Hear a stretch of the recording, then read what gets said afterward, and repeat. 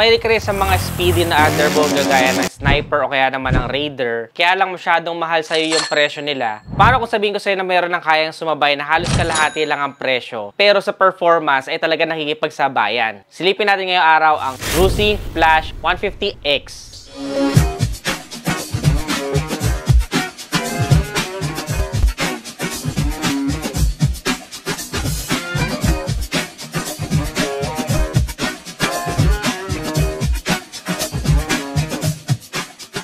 Kailan nga na-sense ay madami nagre-request sa akin na i-review daw tong RUSI Flash X kasi nga daw may mga kumakalat na mga performance video na talagang sumasabay siya sa mga underbone. Lalong-lalo na at nagtatalo pa yung mga tao ngayon kung sino nga ba yung tunay na king, sniper nga ba o raider. Ngayon ay may bago pang labas na Winner X. So syempre may entry level din si RUSI dyan para naman sa mga gusto ng budget friendly na maka-experience din ng speed. Kaya naman yung mga racing dyan. Tinest drive ko siya ng kapiraso papunta doon sa unahan para i-shoot, ay naramdaman ko kagad yung smoothness ng engine niya. At nung silipin ko nga doon sa kanyang pinaka-design ay may nakasulat na fuel injected na pala ang motorsiklo na ito. Tapos, liquid cooled pa, kaya maaasahan din sa mga long ride. Isa pa rin sa mga kinagulat ko sa motorsiklo na to ay meron na din siyang USB ready na charging port at dalawang bulsa na wala sa mga ordinaryong underbone na na-encounter ko. So, pwede ka mag-charge ng smartphone mo while driving. Sumasabay na rin siya pagdating sa headlight dahil naka-split LED na rin tayo at may switch pa sa ilaw kung gusto mo namang i-off sa umaga. Pero, ayon sa LTO ay dapat always on na ang mga headlight natin. Pagdating naman sa meter panel ay naka-digital LCD display tayo at meron ding analog display for the RPM indicator. Isa rin sa useful dyan ay meron din siyang neutral indicator at gears indicator. So, di ka na malilito kung nasang gears ka na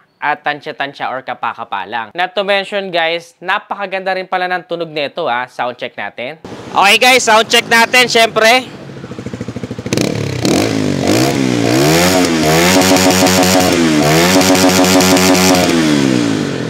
Grabe, lutong ng tunog. Pagdating naman sa engine ay meron tayong single cylinder, 4-stroke, 4 valves, liquid cooled at naka-dual overhead cam na. Meron tayong displacement na 149.6cc and bore and stroke of 57.3 by 58 mm. Pagdating naman sa design ni Desense, medyo mas malapit siya sa sniper yung kanyang design. Manipis lang ang motorsiklo, halata mong kaya magmabilis, manipis lang din yung upuan, pero somehow premium siya kasi dual tone with some stitches. Pagdating naman sa decals ay parang naka-racing decals din tong motorsiklo na ito. You will see the Flash 150X, habang mayroon naman tayong fuel tank capacity na 5.3 liters. At matipid sa gasolina ang motorsiklo na to dahil FI na. We can expect to have a fuel consumption of 52 kilometers per liter. O diba? Sobrang tipid sa gas niyan. Malayo na mararating mo bago ka magpagas ulit or maubos yung 5.2 liters na fuel tank capacity niya. Naka 17 inches wheels nga rin pala tayo sa motorsiklo na to, netizens. At abot na abot din siya ng 5'4" in height na kagaya ko. So, friendly siya even for short riders and goods din for tall riders. Ayon kay RUSI, ay kayang tumap-speed nito ng 125 kilometers per hour. O, diba? Mabilis na. Pero, yung iba ay nag-argue dahil pwedeng mas mabilis pa makuha ang top speed dito. Depende syempre sa rider at sa skills. Pero dahan-dahan lang always be a preventive rider. Nice. May iba't ibang kulay nga pala kayo na pwedeng pamilihan. Itong review natin is yung yellow and black combination. Meron din silang red, white, and cyan na color variants. Alin sa mga yan ang favorite nyo na netizens? Comment nyo nga sa ibaba. By the way, 6-speed manual transmission nga pala ang motorsiklo na to Sumasabay na rin talaga sa mga sniper, diba? O kaya naman sa Winner X. Naka-disc brake na rin pala, both unahan at likuran na gulong neto. At meron tayong regular telescopic force sa unahan at naka-swing arm naman sa likuran. Meron din tayong malalapad na side mirrors at napaka-aggressive na front face. Nagustuhan nyo ba yung design niya, netizens? Comment nyo naman sa ibaba. Ang tanong, magkano nga ba ang presyo nitong RUSI Flash 150X? Ito po ngayon ay merong SRP na 75,000 pesos.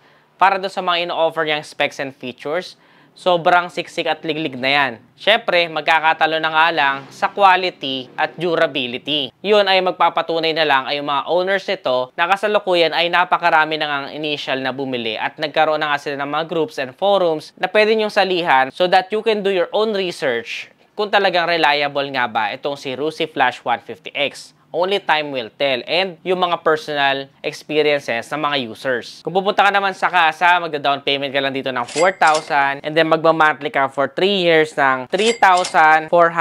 Kung 2 years lang kukunin mo, 4,540 at kung 1 year naman ay 7,955.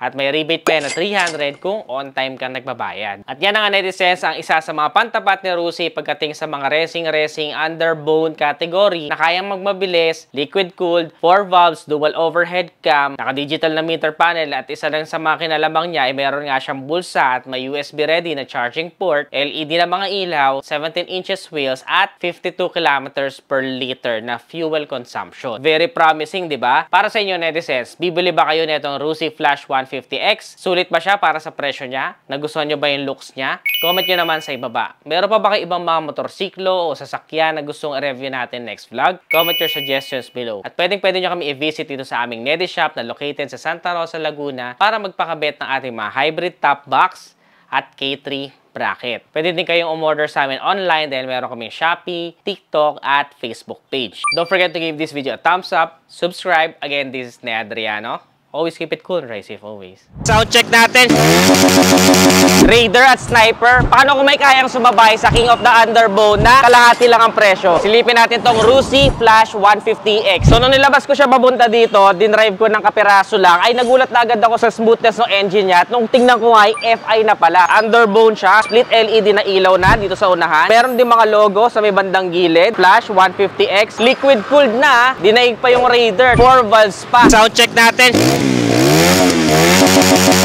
Grabe, lutong ng tunog. Built-in na USB ready na charging port at may front pockets pa. Walang ganyan sa Sniper, di ba? Semi-digital na meter panel. May indicator na rin ng speedometer, fuel gauge, may RPM indicator dito. Gear indicator, mag-i-start lang siya once na naka-neutral ka. Single cylinder, 4-stroke na dual overhead cam pa at 4 valves, 16.76 HP and a max torque of 14.5 Newton meters. 57.3 by 58. 5.3 liters of fuel tank capacity at abot din siya ng 5'4" in height na kagaya ko. Ayon kay Rusi ay kaya nga netong tumap speed ng 125 kilometers per hour. Pero siguro, kaya mas mabilis pa doon, depende na lang sa driver. Manipis yung motorsiklo, pati yung upuan niya. Dual tone, may stitches. Naka-tubeless tires na rin tayo with 17 inches wheels. Disc brake sa unahan at disc brake din sa likuran. Meron tayong regular telescopic force suspension sa unahan at naka-swing arm naman sa likuran. Napakagaan din nito for 118 kilograms sa kanyang category. Sa presyong 75,000 pesos para sa inyo netizens. Sulit ba?